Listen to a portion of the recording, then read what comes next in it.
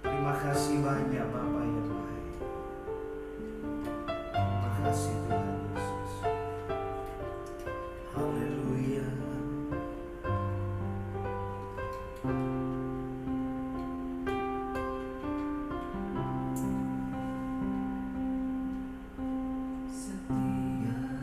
Janji-Mu Tuhan ku simpan dalam lubuk hatiku.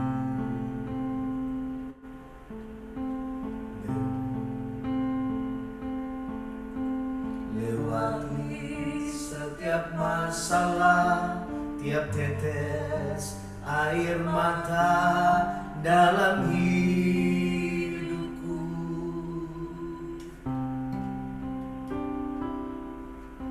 Janji-Mu menopang hidupku, kasih-Mu menuntun langkahku dalam setiap waktu.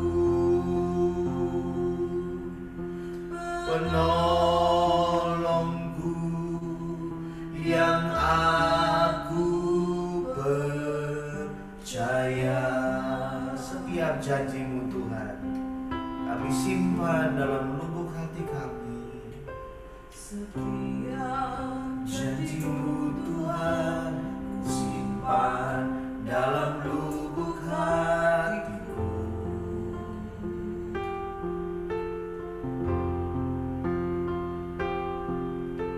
Lewati setiap masalah, tiap tetes air mata dalam hidupku.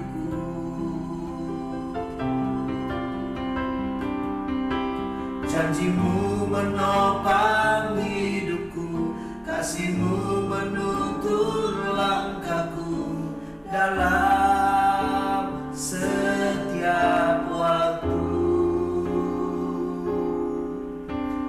Penolongku yang aku percaya. Terima kasih Tuhan. Haleluya. Terima kasih buat kasih setiamu.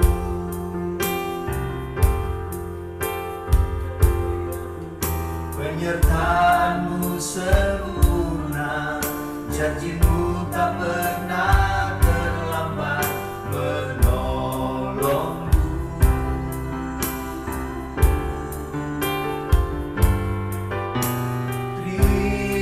Terima kasih, ku berterima kasih buat kasih setiamu di dalam hidup. Terima kasih Tuhan. Haleluya. Terima kasih buat kasih setiamu.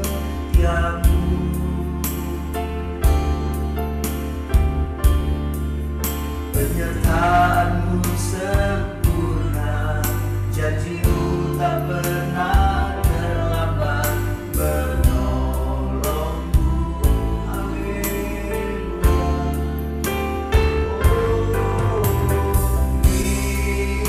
Terima kasih, ku berterima kasih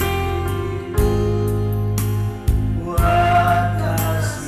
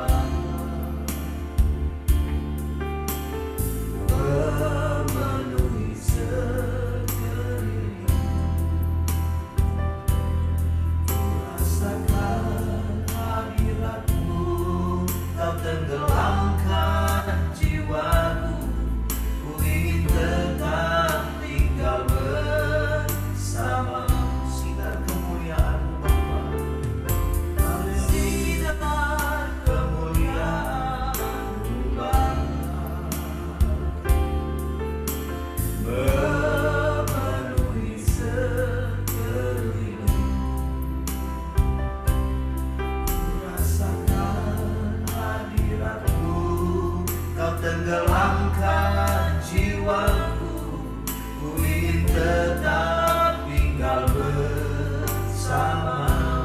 Haleluya. Ku ingin tetap di sini. Haleluya. Menikmati baikmu. Ku ingin tetap di sini dan memandang indah wajahmu. Ku ingin tetap di sini. Ku ingin tetap di sini. Haleluya. Menikmati baikmu. Amin. Haleluya. Ku ingin tetap di sini dan memandang indah wajahmu, dan memandang indah wajahmu, dan memandang indah wajahmu, dan memandang indahnya wajah Tuhan, dan memandang indah wajahmu. Haleluya. Haleluya. Haleluya. Haleluya. Haleluya. Haleluya.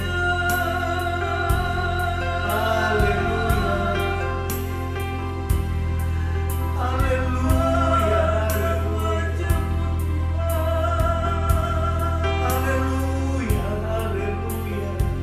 Kekuatan kami sukacita. Haleluya. Haleluya. Haleluya. Haleluya.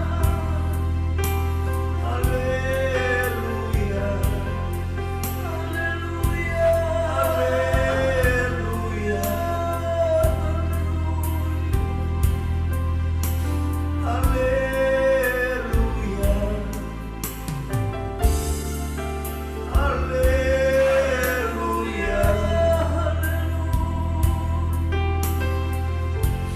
Haleluya. Haleluya. Haleluya.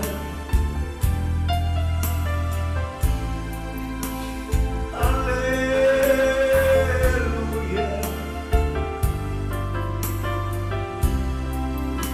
Kalau sering kami tidak mengerti jalan Tuhan bagi kami,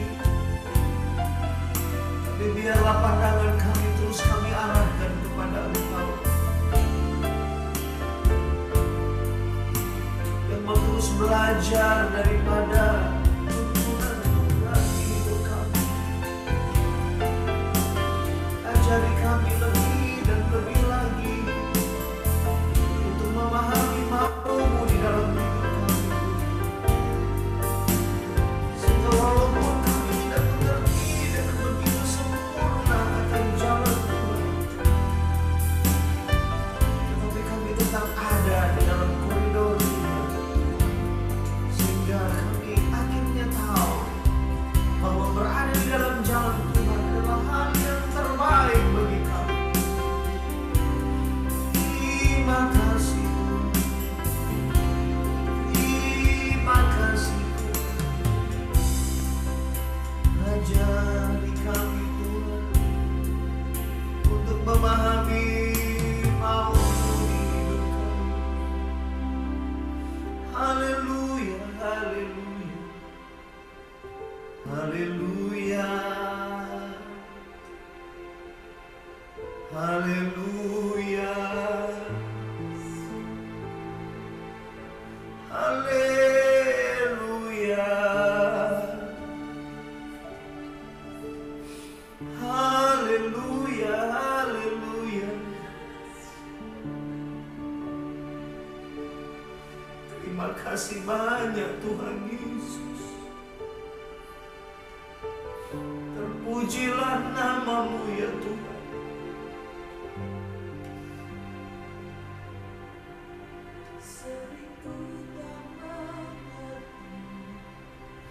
Jalan-jalan-Mu Tuhan bagai di belantara yang gelap, tanpa seribu tanya, namun tetap percaya. Jejak-Mu Tuhan sungguh sempurna. Seringkali kami tidak mengerti jalan-jalan-Mu, kami mau belajar lebih dan lebih. Jalan-jalan-Mu Tuhan bagai di belantara yang gelap, tanpa seribu tanya, namun tetap percaya. Jejak-Mu Tuhan sungguh sempurna. Ajarku memahami semua yang Kau ingini, agar hidupku puaskan hatiku. Bagi-Mu aku rela sepenuh hati menghamba, serahkan diri genapi karya-Mu. Ajar kami memahami, ajarku memahami semua yang Kau ingini, agar hidupku puaskan hati-Mu. Amin, haleluya. Bagi-Mu aku rela sepenuh hati menghamba, serahkan diri genapi karya-Mu. Ajar kami memahami, ajarku memahami semua yang Kau ingini, agar hidupku puaskan hati-Mu. Bagi-Mu aku rela sepenuh hati menghamba, serahkan diri genapi karya-Mu.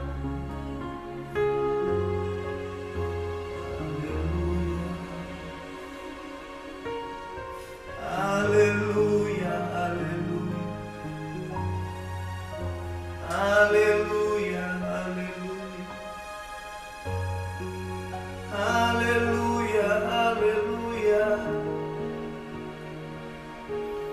Terima kasih Tuhan, terima kasih Tuhan, terima kasih Tuhan. Haleluya.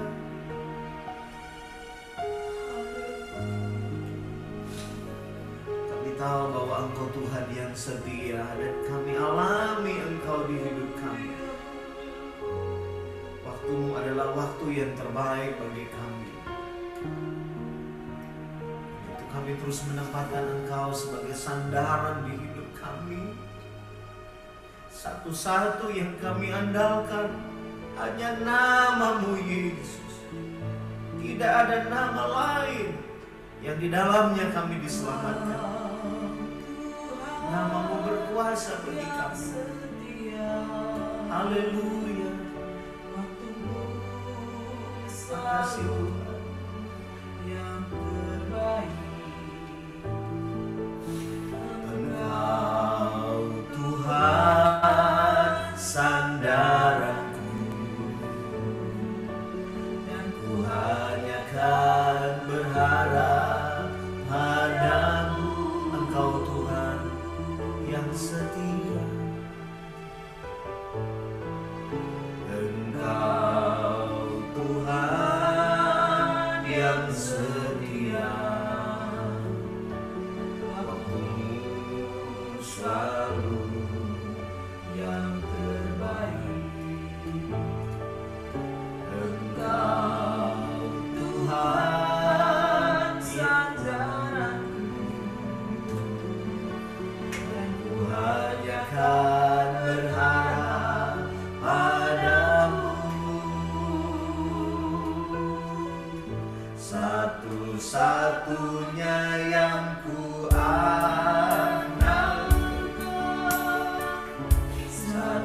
satu-satunya yang ku percaya.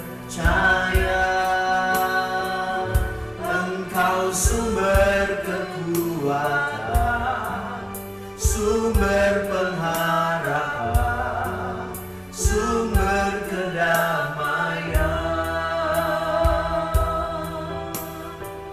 Satu-satunya yang ku andalkan, satu-satunya yang ku percaya. Engkau Tuhan memberkati, Tuhan penyembuhku, Tuhan pelindungku. Satu-satu yang kami andalkan hanya pribadi-Mu Tuhan.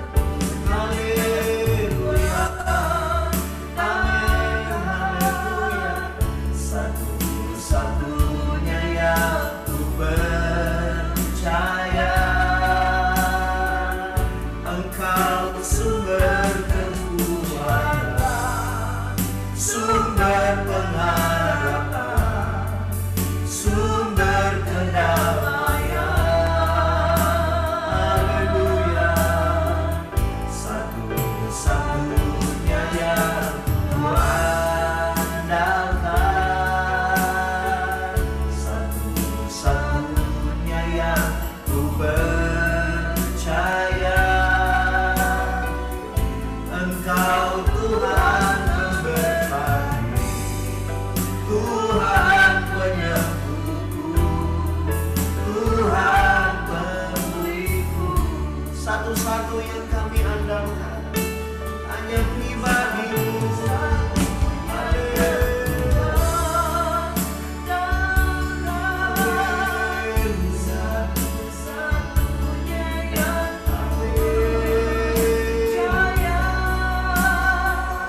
Engkau sumber kekuatan, sumber pengharapan, sumber kedamaian. Haleluya, haleluya. Yang ku andalkan, satu-satunya yang ku percaya. Engkau Tuhan memberkati, Tuhan penyembuhku, Tuhan pembeliku. Engkau Tuhan memberkati kami. Haleluya. Terima kasih.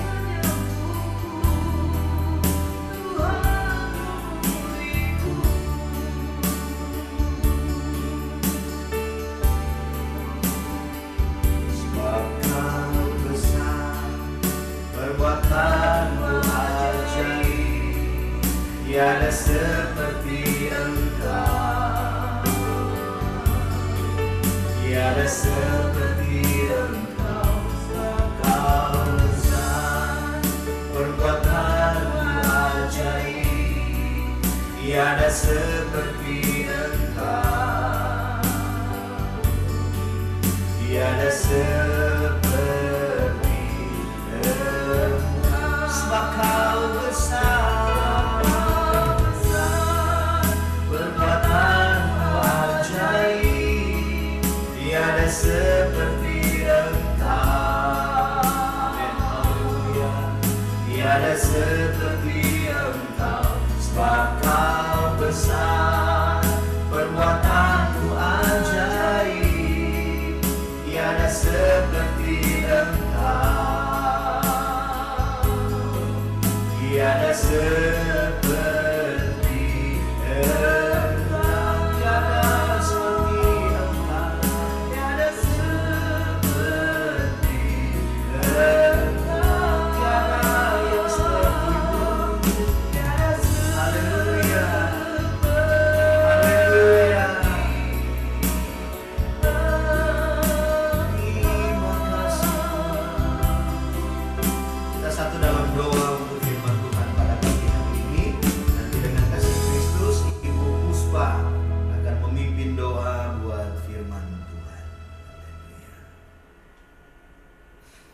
silakan di-unmute. Ya. Amin. Haleluya. Terima kasih Tuhan. Bapa kami di surga, terpujilah nama-Mu ya Bapa. Terima kasih Bapa. Pagi hari ini Tuhan kami kembali berkumpul untuk memuji dan memuliakan nama-Mu Bapa. Biarlah ibadah ini Tuhan dapat menjadi kekuatan bagi kami ya Tuhan, untuk menghadapi persoalan-persoalan yang timbul di dunia ini ya Tuhan. Bapa, berkati pula Tuhan hamba-Mu yang akan menyampaikan firman di pagi hari ini Tuhan. Biarlah Tuhan semua firman yang keluar dari mulut bibir hamba-Mu dapat menjadi rema dalam kehidupan kami. Terpujilah nama-Mu di atas segala-galanya Bapa. Kami serahkan ibadah ini ke tangan pengasihan-Mu ya Tuhan. Hanya di dalam nama-Mu yang kudus Bapa kami di surga, Tuhan kami Yesus Kristus, kami mulai ibadat ini. Amin. Amin. Haleluya.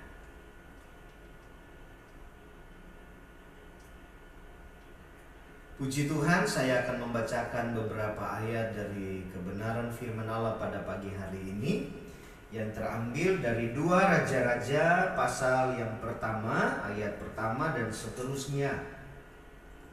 Nabi Elia memberitahukan kematian Ahazia. Sesudah Ahab mati, maka memberontaklah Moab terhadap Israel. Pada suatu hari jatuhlah Ahazia dari kisi-kisi kamar atasnya yang ada di Samaria, lalu menjadi sakit. Kemudian dikirimnyalah utusan-utusan dengan pesan, "Pergilah, mintalah petunjuk kepada Baal-Zebub, Allah di Ekron.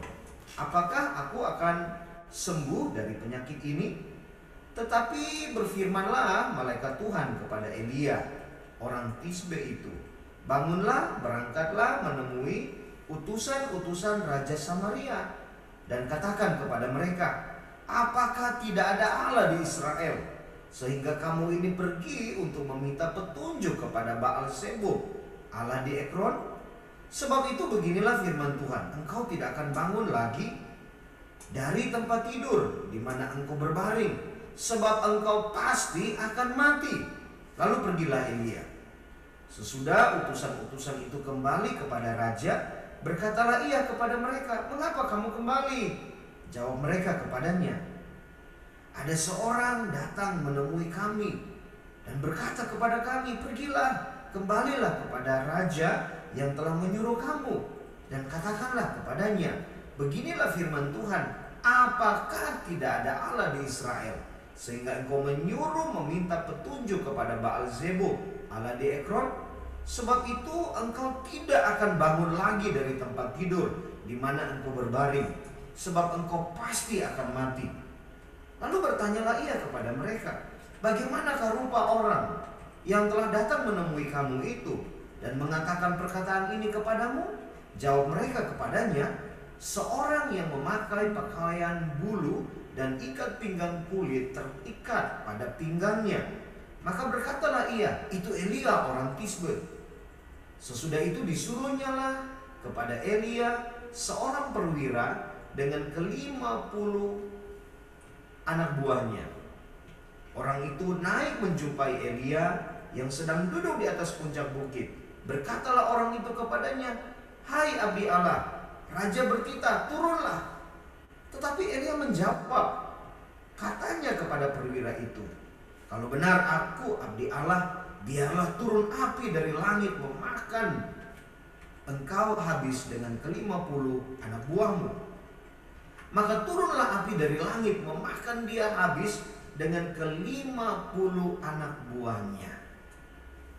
Kemudian raja menyuruh pula kepadanya seorang perwira yang lain dengan ke-50 anak buahnya. Lalu orang itu berkata kepada Elia, "Hai abdi Allah, beginilah titah raja, segeralah turun." Tetapi Elia menjawab mereka, "Kalau benar aku abdi Allah, biarlah turun api dari langit memakan engkau habis dengan ke-50 anak buahmu." Maka turunlah api Allah dari langit dan memakan dia habis dengan ke-50 anak buahnya. Kemudian raja menyuruh seorang perwira yang ketiga dengan ke-50 anak buahnya. Lalu naiklah perwira yang ketiga itu Dan sesudah sampai berlututlah ia di depan Elia, serta memohon belas kasihan kepadanya. Katanya, "Ya abdi Allah, biarlah kiranya nyawaku dan nyawa ke-50 orang hamba-hambamu ini berharga di matamu. Bukankah api sudah turun dari langit memakan habis kedua perwira yang dahulu dengan ke-50 anak buah mereka? Tetapi sekarang biarlah nyawaku berharga di matamu." Maka berfirmanlah malaikat Tuhan kepada Elia, "Turunlah bersama-sama dia, janganlah takut kepadanya." Lalu bangunlah Elia dan turun bersama-sama dia menghadap raja. Berkatalah Elia kepada raja, "Beginilah firman Tuhan, oleh karena engkau telah mengirim utusan-utusan untuk meminta petunjuk kepada Baal-zebub, Allah di Ekron, seolah-olah tidak ada Allah di Israel untuk ditanyakan firman-Nya, maka sebab itu engkau tidak akan bangun lagi dari tempat tidur di mana engkau berbaring, sebab engkau pasti akan mati." Maka matilah raja sesuai dengan firman Tuhan yang dikatakan oleh Elia, dan seterusnya. Puji Tuhan. Kita lihat sebuah kisah yang sudah kita ketahui bersama, tapi kisah yang singkat ini memberikan sedikitnya ada 2 hal untuk bisa kita terapkan dalam hidup kita. Yang pertama, kita diajak untuk belajar dari sejarah. Nah, saudara-saudara, hidup ini adalah suatu proses pembelajaran. Setiap hari kita belajar. Setiap hari kita belajar, baik secara akademis maupun pengalaman keseharian kita. Kita belajar. Supaya apa? Supaya kisah-kisah yang pernah terjadi kepada para pendahulu kita itu bisa tergenapi dari sisi baiknya. Dari sisi buruknya bisa jadi terhindar dari hidup kita.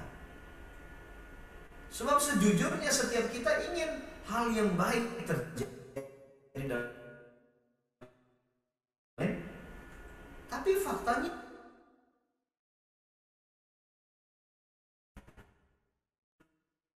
punya keinginan untuk melakukan hal yang baik, tapi ternyata yang buruk itu setiap hari kita diajar untuk belajar dan belajar dalam hidup kita. Hal yang tidak baik jangan kita terapkan.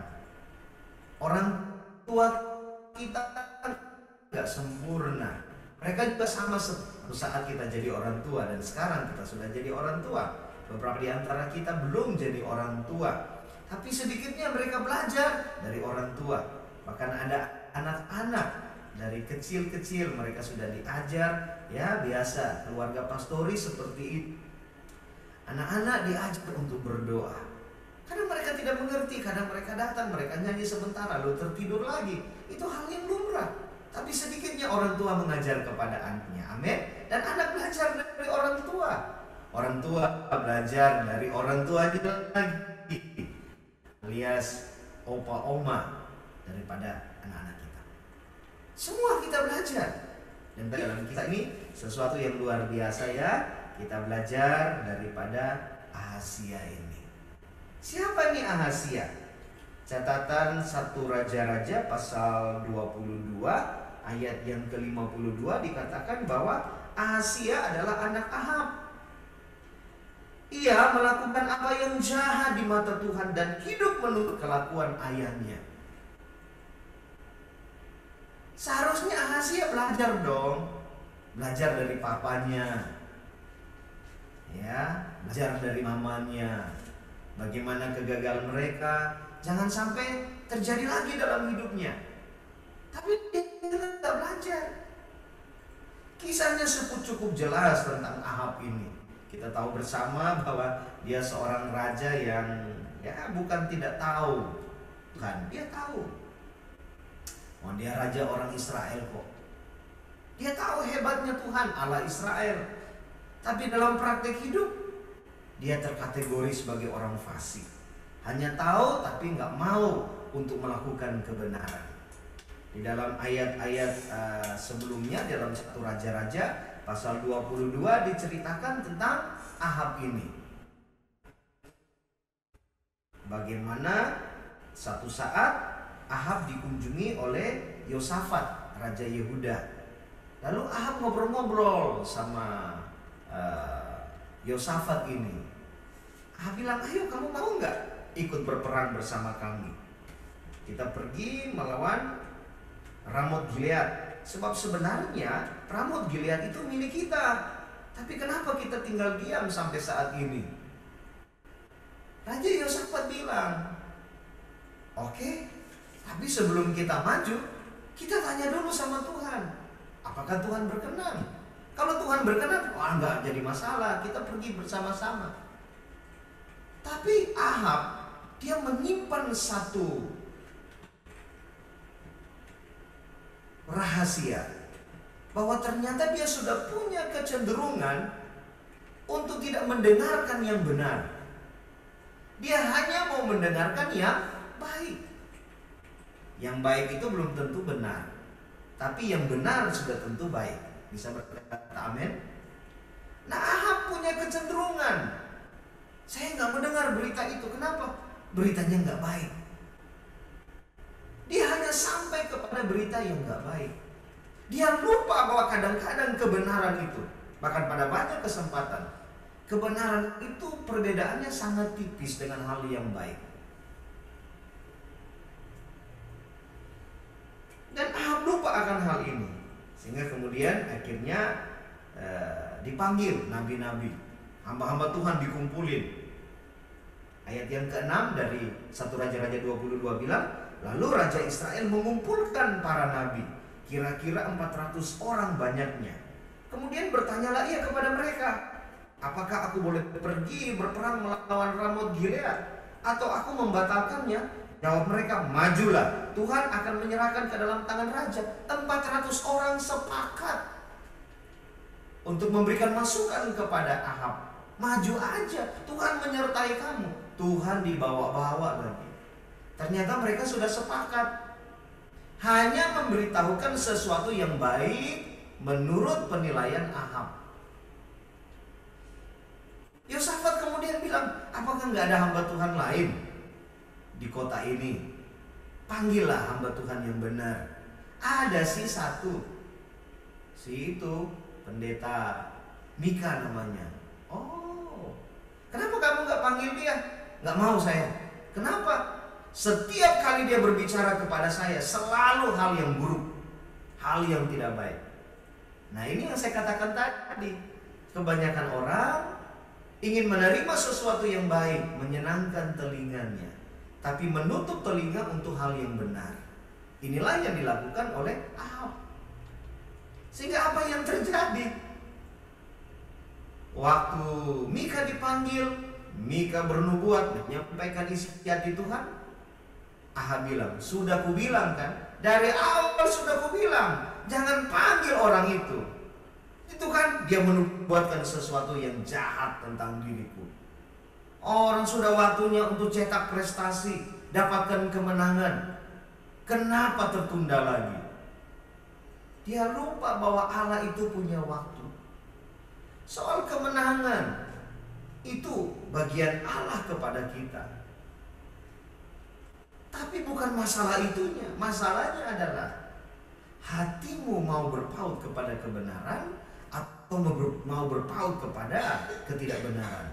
Mau berpaut kepada berita yang benar atau berita yang sekedar menyukakan telinga. Itu intinya.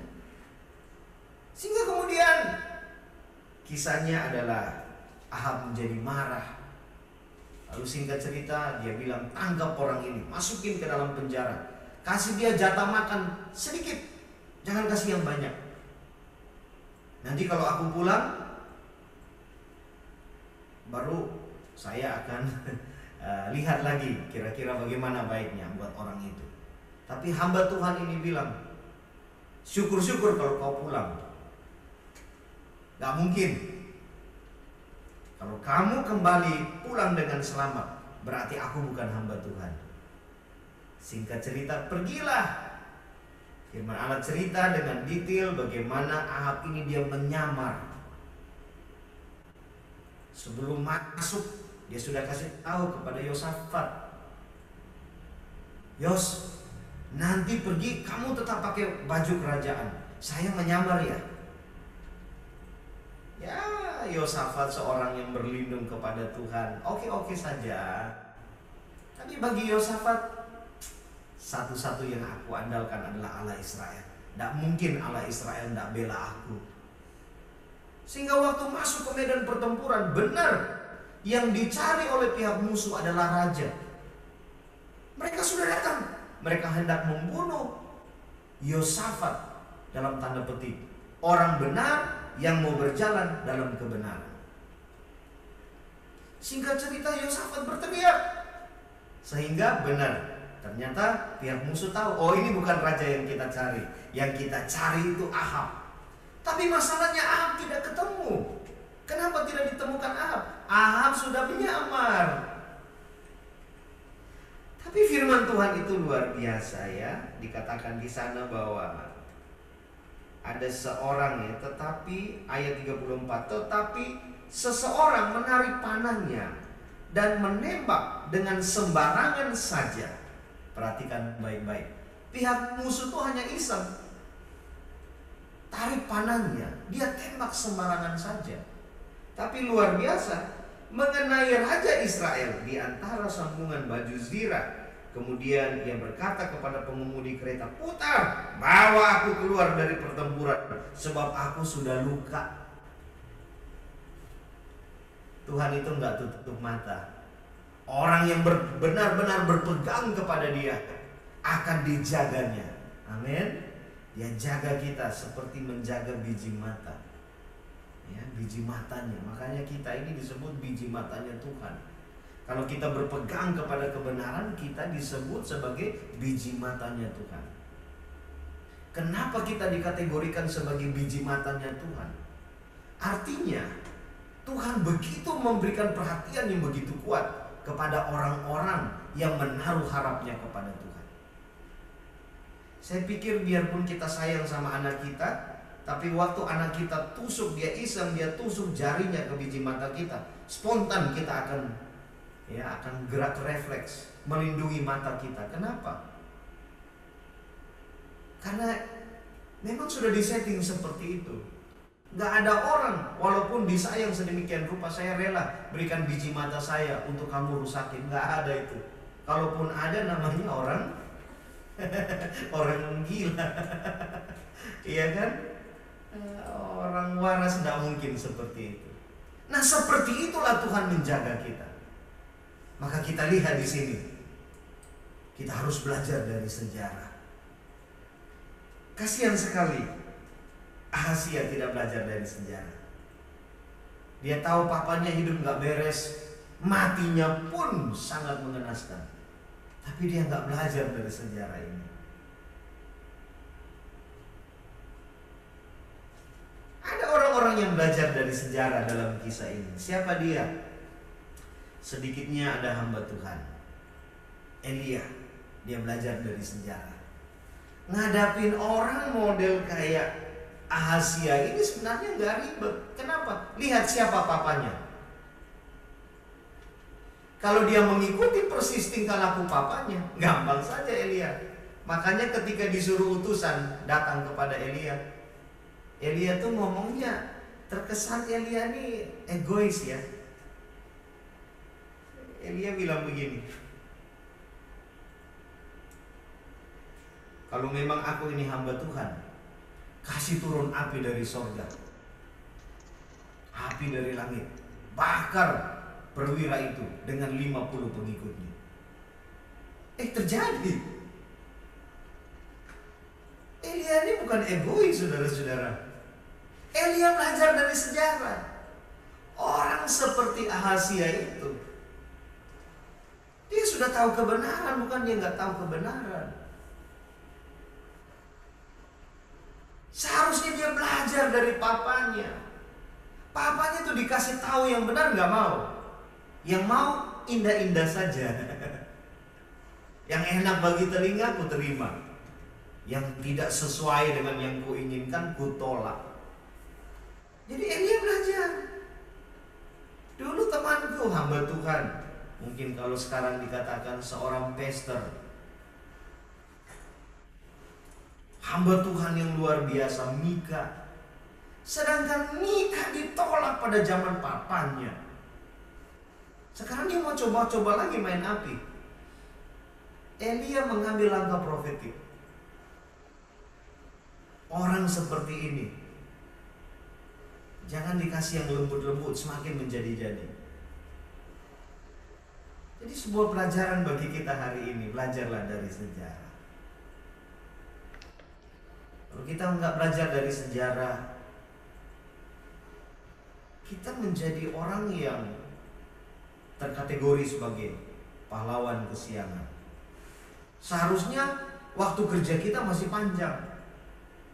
Kita masih bisa mencetak prestasi-prestasi terbaik. Tapi karena nggak belajar dari sejarah, ikut pendahulu, mati konyol.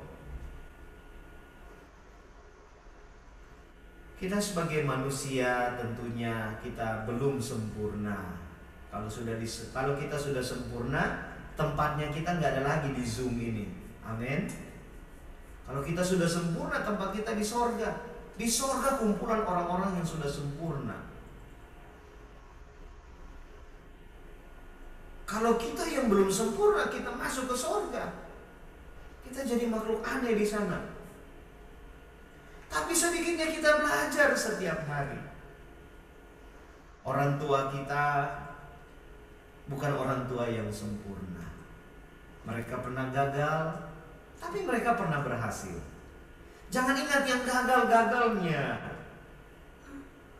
Apalagi ketika kita ada dalam masa sulit, kita ingat-ingat, ini gara-gara papi, ini gara-gara mami, ini gara-gara opa. Bukan itu. Ini gara-gara pendetaku ini loh. Ini gara-gara Pak RT. Ini gara-gara ini gara-gara itu. Lagu orang dunia saja bilang, jangan kau tuduh aku, bukan aku penyebabnya. Jangan bilang aku jadi penyebabnya. Orang dunianya masih bisa berpikir begitu. Sampai dibuatkan lagu pula.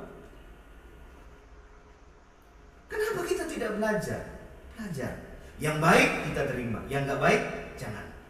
Kita sebagai orang tua, kita ajar juga kepada anak-anak kita. Sudah tiba pada waktunya mereka harus berdiri di atas kaki mereka sendiri. Kita transmisikan, dulu papa pernah gagal, dulu mama pernah gagal. Tapi bukan supaya kamu ikut yang gagalnya. Belajar dari papa yang baiknya, yang benarnya.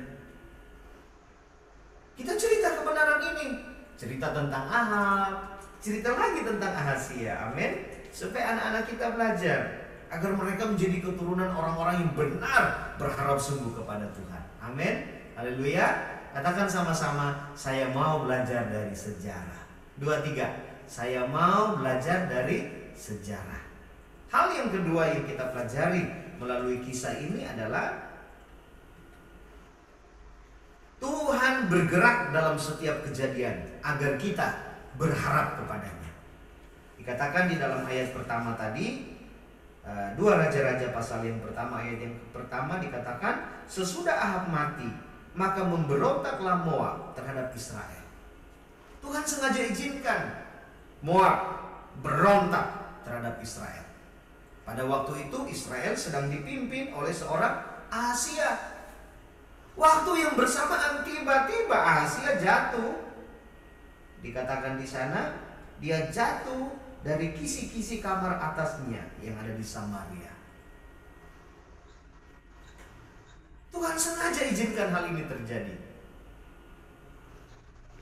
Dia diserang, saatnya dia harus hibahkan kekuatannya untuk bertempur melawan para penyerang. Waktu yang bersamaan dia menjadi sakit. Kenapa? Tiba-tiba aja dia jatuh. Saya pikir raja itu kalau bergerak itu semuanya sudah ada pelatihannya. Tidak mungkin sembarangan. Jam tidurnya diatur, semuanya sudah diatur supaya dia sehat. Tapi kalau Tuhan mengizinkan sakit, mengajar kepada Asia ini. Supaya apa? Tuh kamu lihat kan, kamu lagi diserang. Saat kamu lagi diserang, bersamaan dengan itu kamu diizinkan sakit. Tuhan tidak sembarangan izinkan peristiwa itu terjadi. Tuhan izinkan peristiwa itu terjadi supaya kita belajar. Kita tidak punya siapa-siapa lagi. Bersyukur kita kalau kita punya kecenderungan apa-apa Tuhan itu baik sekali. Sehingga kita bisa berkata, hanya ku bisa lari kepada Yesus. Amin.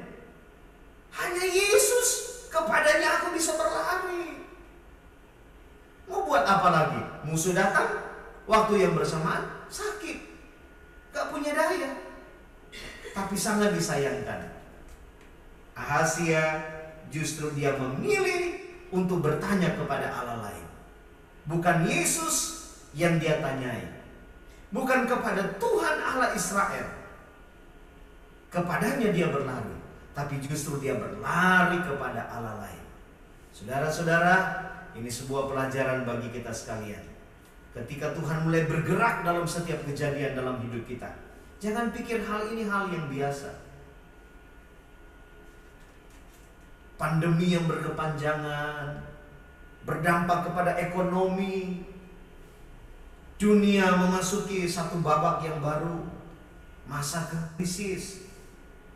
Untuk mau kembali kepada titik normal begitu sulitnya.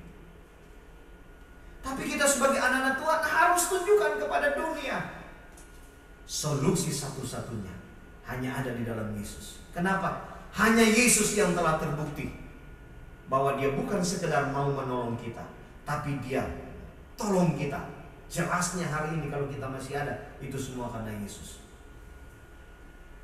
Hari Kamis kemarin kesaksian dari anak-anak Tuhan luar biasa menghadapi COVID.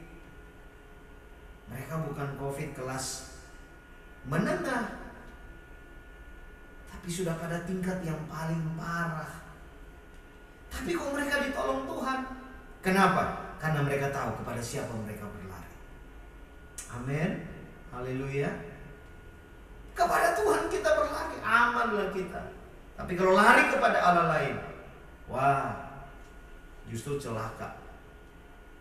Lari kepada Tuhan, kita dapatkan pertolongan. Bila kau izinkan sesuatu terjadi. Apa itu sesuatu? Sakit. Udah sakit, ekonomi gak bagus. Udah ekonomi gak bagus, hubungan keluarga jadi retak.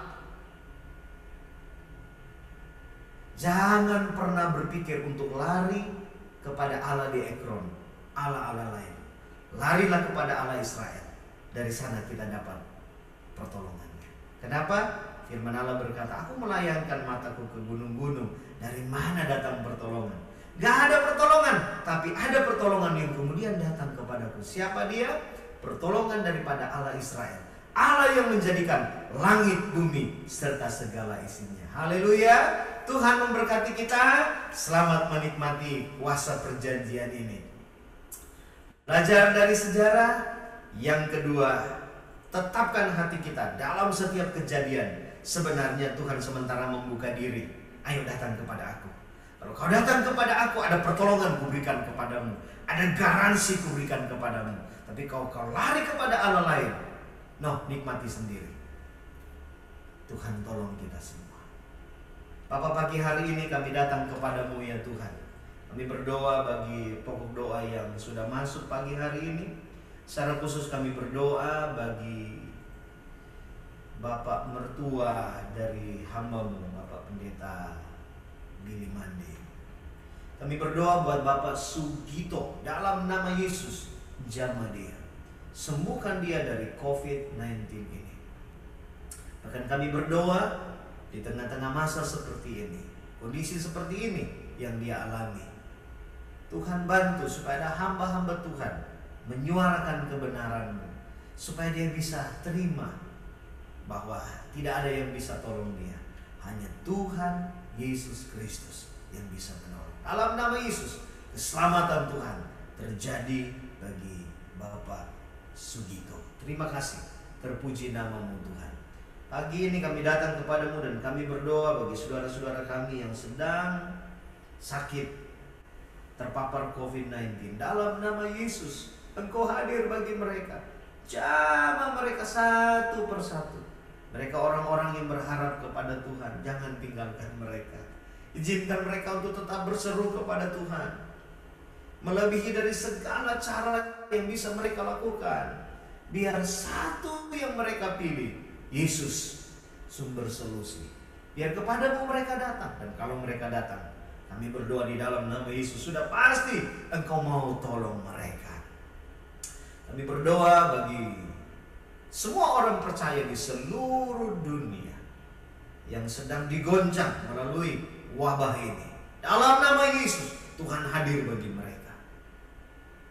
Dalam nama Yesus, berkatilah Indonesia, berkatilah setiap kota di mana kami berada. Dalam nama Yesus, Tuhan tolong, biar hari-hari yang sukar ini orang-orang lain dapat diarahkan datang kepada Engkau. Karena memang sudah terbukti daripada Yesus datang pertolongan kami. Terima kasih banyak Bapa yang baik, kekalah Engkau selama-lamanya. Saudara-saudara kami yang berdoa mengikuti doa pagi hari ini, baik melalui Facebook, YouTube, Tuhan berkati setiap mereka. Dalam nama Yesus, kemenangan Tuhan terjadi bagi mereka. Terima kasih, terpujilah namamu. Kekasih-kekasih Tuhan, terima segala kelimpahan berkat dari Allah Bapa, cinta kasih dalam Yesus, persekutuan oleh Roh Kudus, memimpin, menyertai kita mulai hari ini sampai Maranatha. Tuhan Yesus datang pada kali yang kedua. Terima segala kelimpahan berkat Tuhan di dalam nama Tuhan Yesus Kristus. Haleluya. Amin. Haleluya.